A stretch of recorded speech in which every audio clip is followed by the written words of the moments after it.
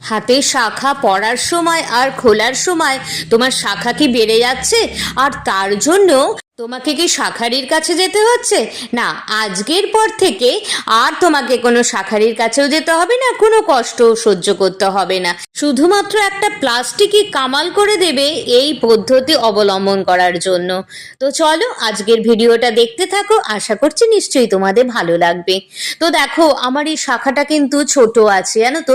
আমি শুধু শুধু আমার হাতে পড়তেও পারি না আর খুলতেও পারি না। আর তোমরা তো জানোই এখন শাখার ভীষণ দাম, প্রচণ্ড দাম। সব সময় শাখা বেড়ে গেলে কেনাও সম্ভব হয় না। তো তার জন্যই শাখাটা কিন্তু আমি খুব যত্ন সহকারে রেখে দিয়েছি, আর যাতে না বেড়ে যায়। তো তার জন্য জানো তো, সবার বাড়িতেই তো দেখো প্লাস্টিক রয়েছে। ওই প্লাস্টিকটা আমি ঠিক যেভাবে হাতে ঢোকালাম সেভাবে তোমরা হাতে পড়ে নেবে প্লাস্টিকটা। তারপরে শাখাটা তুমি, শাখা পলা যাই হোক না কেন বা যে কোনো চুড়ি তুমি তারপরে হাতে গলিয়ে নেবে। আর দেখো আমিও সুন্দরভাবে হাতে গলিয়ে নিয়েছি, আমার কোনো কষ্ট হয়নি, হাত কেটে যায়নি, শাখা বেড়ে যায়নি, কোনো কষ্ট হয়নি। এবার চলো কিভাবে খুলতে হবে তোমাদের দেখিয়ে দিই।